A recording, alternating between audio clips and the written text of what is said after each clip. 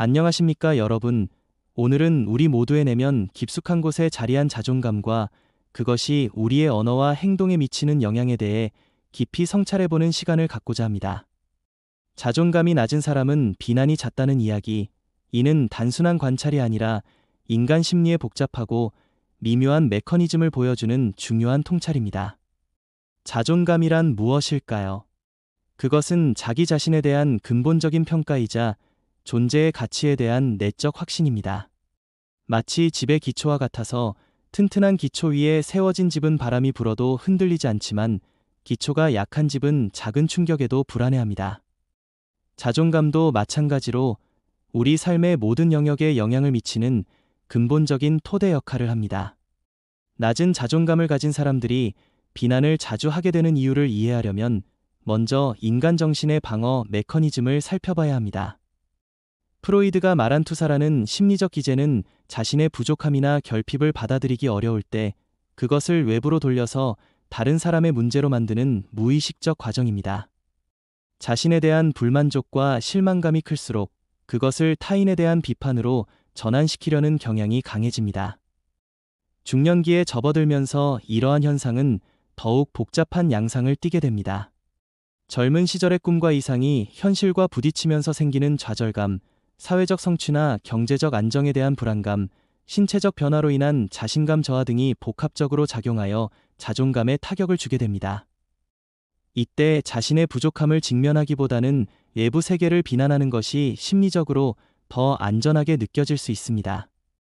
하지만 여기서 중요한 것은 이러한 비난의 패턴이 결국 자존감을 더욱 약화시키는 악순환을 만들어낸다는 점입니다. 남을 비난하는 순간에는 잠시 우월감을 느낄 수 있지만 그것은 일시적인 위안일 뿐입니다.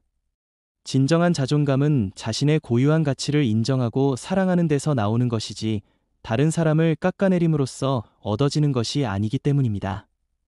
철학자 아리스토텔레스는 덕목의 중요성을 강조했습니다. 진정한 행복과 만족은 외부적 조건이나 타인과의 비교에서 오는 것이 아니라 자신의 내적 덕목을 기르고 실현하는 데서 온다고 보았습니다. 자존감이 낮은 상태에서는 이러한 내적 성찰보다는 외부를 향한 시선에 더 집중하게 되고 그 결과 비판적 태도가 습관화될 수 있습니다. 동양 철학에서 말하는 내성의 지혜도 이와 맥락을 같이 합니다. 공자는 하루에 3번 자신을 돌아본다고 했습니다. 다른 사람을 위해 일할 때 진심이었는가, 친구와 사귈 때 신의가 있었는가, 가르침을 제대로 실천했는가를 스스로에게 물어보는 것입니다. 이처럼 시선을 내부로 돌려 자신을 성찰하는 습관이 형성되면 외부를 비난하는 에너지를 자기 발전을 위한 건설적인 에너지로 전환할 수 있습니다. 자존감 회복의 첫걸음은 자기 인정에서 시작됩니다. 완벽하지 않은 자신의 모습을 있는 그대로 받아들이는 것입니다. 이는 자기 합리화나 변명과는 다릅니다. 자신의 부족함을 솔직하게 인정하면서도 그것이 자신의 존재 가치를 부정하는 것은 아니라는 것을 깨닫는 것입니다. 마치 미완성의 조각상도 그 자체로 의미와 아름다움을 가지고 있는 것처럼 말입니다. 비교의 함정에서 벗어나는 것도 중요합니다. 다른 사람의 성공이나 행복을 보면서 자신의 부족함을 느끼고 그것을 상대방에 대한 비난으로 표출하는 패턴을 끊어야 합니다. 모든 사람은 각자 다른 배경과 조건, 그리고 고유한 여정을 가지고 있습니다. 남과 비교하는 것은 사과와 배를 비교하는 것만큼이나 무의미한 일입니다. 감사의 실천은 자존감 회복에 놀라운 효과를 가져다 줍니다. 매일 자신이 가진 것들, 경험한 좋은 일들, 자신의 작은 성취들에 대해 감사하는 마음을 키워나가면 부족함에 집중하던 시선이 점차 풍요로움으로 옮겨가게 됩니다. 이는 단순한 긍정 사고가 아니라 현실을 더 균형 있게 바라보는 시각을 기르는 것입니다. 자기 연민과 자기 비판 사이의 건전한 균형도 필요합니다. 지나친 자기 비판은 자존감을 떨어뜨리지만 무조건적인 자기 연민도 성장을 막는 장애가 될 수 있습니다. 자신에게 따뜻하면서도 솔직한 친구가 되어주는 것, 실수를 했을 때는 그것을 인정하면서도 자신을 미워하지 않는 것이 중요합니다. 작은 성취를 인정하고 축하하는 습관도 자존감 향상에 큰 도움이 됩니다. 큰 성공만을 기다리지 말고 일상의 작은 진보들을 소중히 여기는 것입니다. 오늘 계획한 일을 하나 완수했다든지, 누군가에게 친절을 베풀었다든지, 새로운 것을 배웠다든지 하는 소소한 일들도 모두 축하받을 가치가 있는 성취입니다.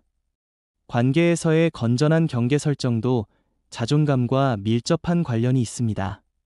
자존감이 낮으면 다른 사람의 인정을 받기 위해 자신의 경계를 허물거나 반대로 과도하게 방어적이 되어 타인을 비난하게 됩니다. 건강한 자존감은 적절한 거리감을 유지하면서도 진정한 친밀감을 형성할 수 있게 해줍니다. 신체적 건강 관리도 정신적 자존감과 깊은 연관이 있습니다. 규칙적인 운동, 충분한 수면, 균형 잡힌 식사 등을 통해 몸을 건강하게 유지하면 그 자체로도 자기 존중의 표현이 되고 결과적으로 정신적 안정감과 자신감 향상에도 도움이 됩니다. 창의적 활동이나 취미 생활을 통한 자아 실현도 자존감 회복에 좋은 방법입니다. 자신만의 특별한 재능이나 관심사를 발견하고 발전시켜 나가는 과정에서 내적 만족감을 얻을 수 있고, 이는 타인의 평가에 의존하지 않는 진정한 자존감의 토대가 됩니다. 봉사나 나눔의 활동도 자존감 향상에 큰 도움이 됩니다. 다른 사람에게 도움을 주고 사회에 기여하는 경험을 통해 자신의 존재 가치를 실감할 수 있습니다. 이는 단순히 자기만족을 위한 것이 아니라 진정으로 의미 있는 삶을 살고 있다는 실감을 주어 근본적인 자존감 향상에 기여합니다. 평생 학습의 자세도 중요합니다. 나이가 들어도 계속 배우고 성장하려는 의지는 자신에 대한 투자이자 미래에 대한 희망의 표현입니다. 새로운 지식이나 기술을 익혀나가는 과정에서 느끼는 성취감은 자존감을 크게 높여줍니다. 무엇보다 중요한 것은 자존감 회복이 하루아침에 이루어지는 것이 아니라는 점을 인정하는 것입니다. 오랫동안 형성된 부정적 사고 패턴과 비난의 습관을 바꾸는 데는 시간과 인내가 필요합니다. 하지만 작은 변화들이 쌓여가면서 점차 큰 변화를 만들어낼 수 있다는 희망을 잃지 말아야 합니다. 결국 자존감이 낮아서 생기는 비난의 습관은 치유 가능한 상처입니다. 자신을 진정으로 사랑하고 존중하는 법을 배우면 자연스럽게 다른 사람들에 대해서도 더 관대하고 이해심 깊은 마음을 가질 수 있게 됩니다. 이것이야말로 진정한 성숙과 지혜의 모습이 아닐까요? 구독과 좋아요를 눌러주시면 이런 의미 있는 성찰을 함께 나누는 시간을 계속 가질 수 있습니다. 여러분 모두가 자신을 사랑하고 존중하는 아름다운 삶을 살아가시기를 진심으로 기원합니다. 감사합니다.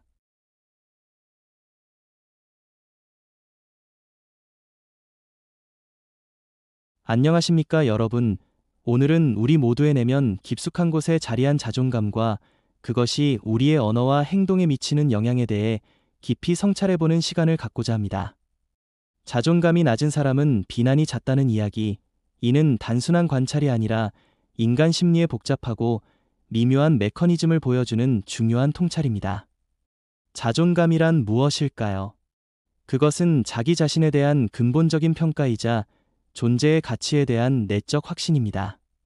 마치 집의 기초와 같아서 튼튼한 기초 위에 세워진 집은 바람이 불어도 흔들리지 않지만 기초가 약한 집은 작은 충격에도 불안해합니다. 자존감도 마찬가지로 우리 삶의 모든 영역에 영향을 미치는 근본적인 토대 역할을 합니다. 낮은 자존감을 가진 사람들이 비난을 자주 하게 되는 이유를 이해하려면 먼저 인간 정신의 방어 메커니즘을 살펴봐야 합니다. 프로이드가 말한 투사라는 심리적 기제는 자신의 부족함이나 결핍을 받아들이기 어려울 때 그것을 외부로 돌려서 다른 사람의 문제로 만드는 무의식적 과정입니다. 자신에 대한 불만족과 실망감이 클수록 그것을 타인에 대한 비판으로 전환시키려는 경향이 강해집니다. 중년기에 접어들면서 이러한 현상은 더욱 복잡한 양상을 띠게 됩니다. 젊은 시절의 꿈과 이상이 현실과 부딪히면서 생기는 좌절감, 사회적 성취나 경제적 안정에 대한 불안감, 신체적 변화로 인한 자신감 저하 등이 복합적으로 작용하여 자존감에 타격을 주게 됩니다. 이때 자신의 부족함을 직면하기보다는 외부 세계를 비난하는 것이 심리적으로 더 안전하게 느껴질 수 있습니다. 하지만 여기서 중요한 것은 이러한 비난의 패턴이 결국 자존감을 더욱 약화시키는 악순환을 만들어낸다는 점입니다. 남을 비난하는 순간에는 잠시 우월감을 느낄 수 있지만 그것은 일시적인 위안일 뿐입니다. 진정한 자존감은 자신의 고유한 가치를 인정하고 사랑하는 데서 나오는 것이지 다른 사람을 깎아내림으로써 얻어지는 것이 아니기 때문입니다. 철학자 아리스토텔레스는 덕목의 중요성을 강조했습니다. 진정한 행복과 만족은 외부적 조건이나 타인과의 비교에서 오는 것이 아니라 자신의 내적 덕목을 기르고 실현하는 데서 온다고 보았습니다. 자존감이 낮은 상태에서는 이러한 내적 성찰보다는 외부를 향한 시선에 더 집중하게 되고 그 결과 비판적 태도가 습관화될 수 있습니다. 동양 철학에서 말하는 내성의 지혜도 이와 맥락을 같이 합니다. 공자는 하루에 3번 자신을 돌아본다고 했습니다. 다른 사람을 위해 일할 때 진심이었는가, 친구와 사귈 때 신의가 있었는가, 가르침을 제대로 실천했는가를 스스로에게 물어보는 것입니다.